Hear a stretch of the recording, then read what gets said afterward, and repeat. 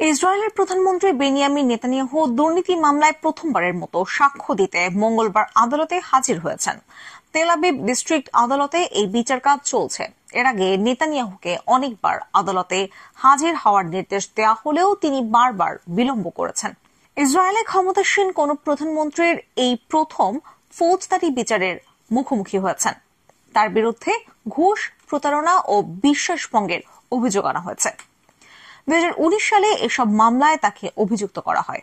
2009 থেকে নেতানিয়াহু প্রায় টানা ইসরায়েল শাসন করেছেন।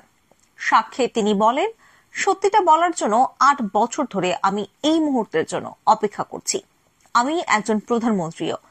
আমি 7টি ফ্রন্টে লড়াইয়ে দেশকে নেতৃত্ব দিয়েছি। আমি মনে করি এই দুটি মামলা ও যুদ্ধ সমান্তরাল চলতে পারে। স্থানীয় সময় সকাল 10টায় নেতানিয়াহু আদালতে ঢোকেন। এ সময় তাকে বেশ আত্মবিশ্বাসী দেখা যায়, মুখে লেগেছিল হাসি। নিরাপত্তা আশঙ্কার কারণে এই বিচার কাজ জেরুজালেম থেকে সরিয়ে এখানে আনা হয়। আদালতের ভূগর্ভস্থ একটি কক্ষে এই বিচার কাজ চলে। এই আদালত দেশটির প্রতিরক্ষা সদর দপ্তর থেকে 15 মিনিট দূরত্বে অবস্থিত। নেতানিয়াহুকে আদালতে হাজির করার আগে তার আইনজীবী অমিত হাদাদ বিচারকদের সামনে এই মামলায় তদন্তে মৌলিক ত্রুটি রয়েছে দাবি করে তা তুলে ধরেন।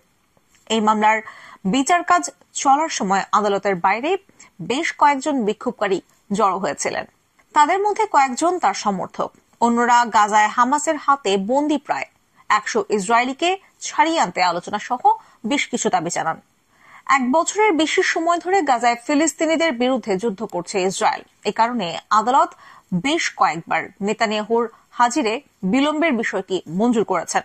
কিন্তু গত বৃহস্পতিবার আদালত তাকে অবশ্যই সাক্ষ্য দিতে হাজির হতে বলেন। আদালত বলেন, নেতানিয়াহুকে এসব মামলায় আদালতে সপ্তাহ 3 বার সাক্ষ্য দিতে হাজির হওয়ার প্রয়োজন হতে পারে। অভিযোগগুলোর মধ্যে রয়েছে কোটিপতি বন্ধুদের কাছ থেকে উপহার এবং নিজের পক্ষে বেশ প্রচার পাওয়ার বিনিময়ে তিনি গণমাধ্যমের মালিকদের জন্য নিয়ন্ত্রক সুবিধার ব্যবস্থা করতে চেয়েছিলেন। তবে নেতানিয়াহু কোনো ভুল করেননি বলে দাবি করেছেন। গত সোমবার রাতেও সংবাদ সম্মেলনে তার কণ্ঠে এসব মামলা নিয়ে ক্ষোভ ছিল। তদন্তের সময় প্রত্যক্ষদর্শীদের সঙ্গে যে আচরণ করা হয়েছে তা নিয়ে তিনি ক্ষোভ প্রকাশ করেন।